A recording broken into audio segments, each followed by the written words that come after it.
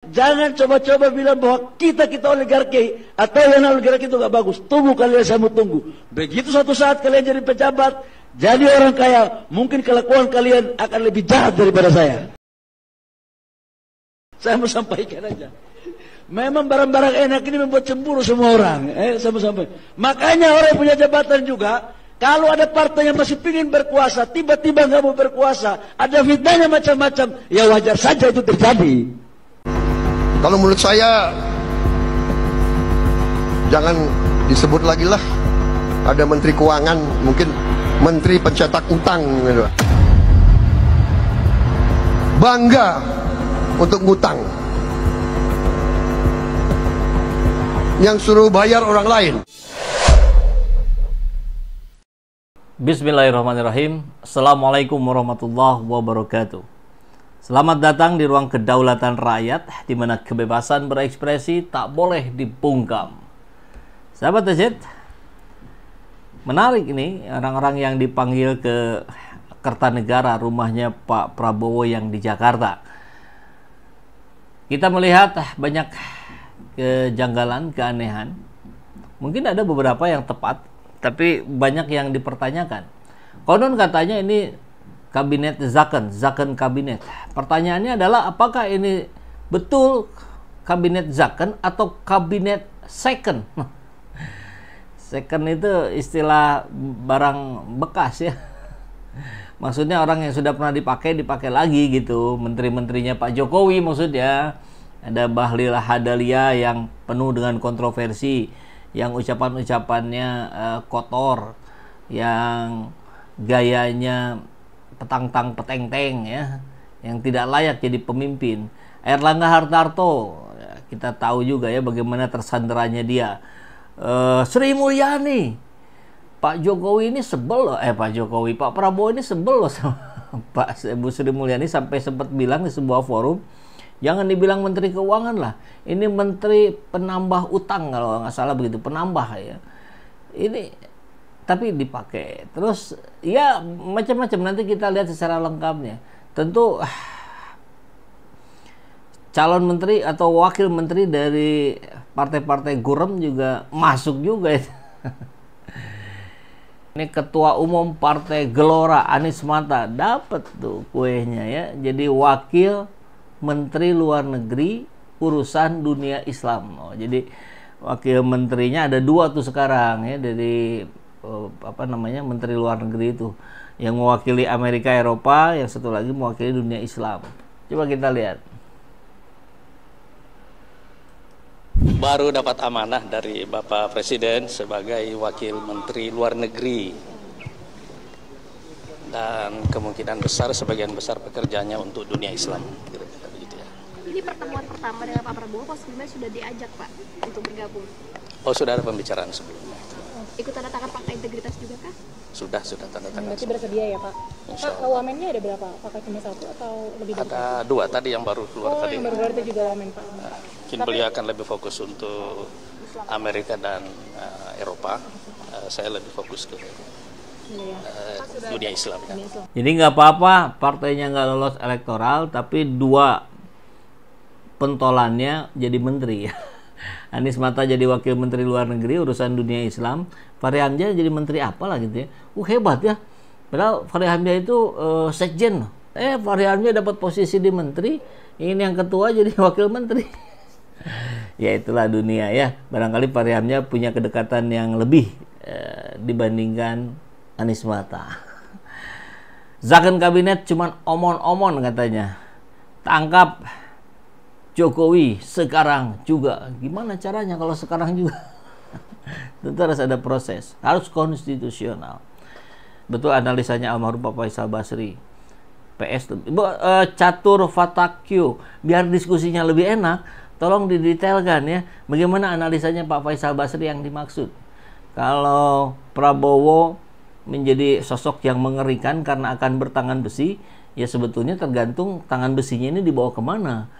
Kalau pada kemanfaatan ya bagus gitu kan, kalau pada kemudorotan ya nggak bagus. Tapi memang kita kan dibekali akal untuk melihat track record. Mungkin nggak? Nah, Meskipun itu prediksi, jadi yang pasti kan nanti kita akan lihat seperti apa kebijakannya Pak Prabowo. Minimal di rencana pembentukan menteri-menteri, calon menteri yang sudah dipanggil itu banyak yang bermasalah gitu. Ya mau orang macam Bahlil kan nggak pantas sama sekali jadi menteri. Erlangga yang juga tersandera, kemudian bahkan Veronica Tan, mantan istrinya Ahok. Dalam kapasitas apa, kapabilitas apa dia menjadi wakil menteri misalkan, atau malah menteri. Kemudian Sri Mulyani, ini padahal sempat kesel banget tuh Pak Prabowo ke Sri Mulyani. Jadi lagi-lagi Menteri Keuangan. Mutia Hafid jadi menggantikan Budi Ari, Menkominfo katanya. Nah, coba kita lihat ya data di sini. Kandidat Menteri Prabowo, Menteri Luar Negeri Sugiono, ini dari Gerindra. Kementerian Pertahanan Syafri Samsudin, ini orang dekatnya Prabowo. Menteri Komunikasi Budi Ari kemarin diganti Mutia Hafid, Golkar. Mantan reporter kalau nggak salah ya.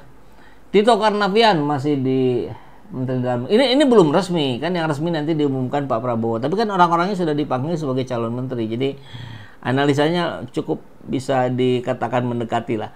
Budi Gunawan itu yang Menteri Kesehatan tuh dipakai lagi padahal bukan latar belakang kesehatan. Raja Juli Sekjen PSI masuk itu barang. Fahri Hamzah Menteri Perumahan Rakyat, menteri yang tidak terlalu sering menjadi sorotan ya. Tapi kalau Fahri Hamzah mungkin beda cerita, kan dia sering keluar-keluar di media. Menteri Pariwisata Eko Patrio.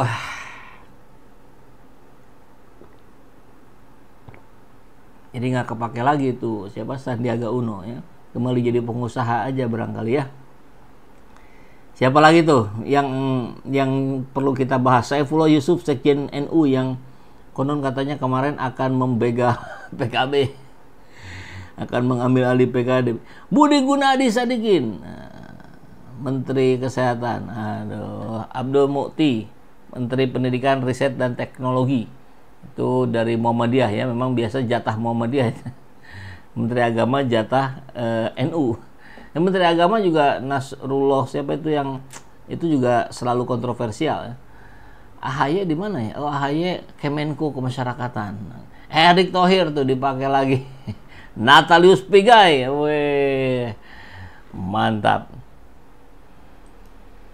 Itu ya data-data hari ini. Kemudian apalagi infonya?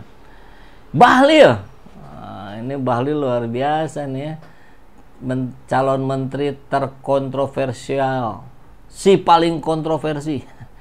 Jangan coba-coba bilang oligarki nggak bagus. Kalau kalian jadi pejabat mungkin kalian akan lebih jahat dari saya. Berarti Anda jahat. Kan gitu ya. Mudah membacanya gitu. Ajaran Bahlul di depan mahasiswa Universitas Brawijaya. Kita dengarkan ya. Aduh. Waktu miskin, lihat mobil bagus kita marah. Melempar aja itu mobil. Apalagi kalau pakai mobil pengawalan. Paling benci saya. Begitu punya duit, bisa beli mobil bagus, enak juga barang ini. Dulu kita mau makan bakso aja boleh, sekarang makan bintang 5 boleh, enak juga barang ini. Dulu kita benci pakai pengawal, begitu jadi menteri ada pengawal, paten juga barang ini ya kira-kira. Jadi saya mau sampaikan untuk kalian, jangan coba-coba bilang bahwa kita oligarki atau yang oligarki itu gak bagus. Tunggu kalian, saya mau tunggu. Begitu suatu saat kalian jadi pejabat, jadi orang kaya, mungkin kelakuan kalian akan lebih jahat daripada saya. Wow. Saya mau sampaikan aja. Memang barang-barang enak ini membuat cemburu semua orang.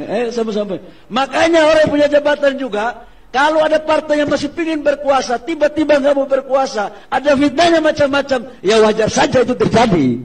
Begitu rusaknya pikiran dan kata-kata yang keluar dari seorang Bahlil. Coba kita simak tadi.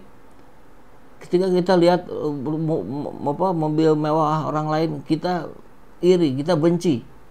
Siapa? Kita sih kagak. Biasa-biasa aja. Anda saja yang Victor. Anda saja yang punya pikiran kotor. Dulu benci lihat orang pakai pengawal, sekarang enak juga pakai pengawal. Kita nggak pernah benci lihat orang ada pengawal. Ya terserah saja gitu. Jadi dia sedang mengajarkan apa? Dia sedang mengajarkan keburukan pikirannya pada para mahasiswa. Dan ini sekarang dipakai lagi. Jadi tampaknya seperti yang tidak ada penilaian integritas dari Pak Prabowo ini kepada calon menterinya. Kan kacau beliau ini. Tuh, Brawijaya memberi mimbar Bahlil untuk meracuni idealisme mahasiswanya. Pasti Brawijaya juga nyesel itu ngundang dia ya. Pidato ini mengkonfirmasi bahwa dia jahat. 2. Motivasi menjabat adalah menikmati fasilitas. 3. Mental tertindas ketika naik posisi jadi sesuka hati. 4. Nggak punya tanggung jawab moral atas tindakannya. Kan dia dengan tenang-tenang saja kemudian di foto ya. Banyak kita lihat fotonya bertebaran ya. Dengan minuman keras itu biasa saja, tidak ada coba upaya untuk mengklarifikasi gitu. Kan kacau kalau begitu. Veronica Tan, siapa dia? Kapasitasnya apa? Kapabilitasnya apa? Barangkali ini cuman bikin marah Ahoker aja nih.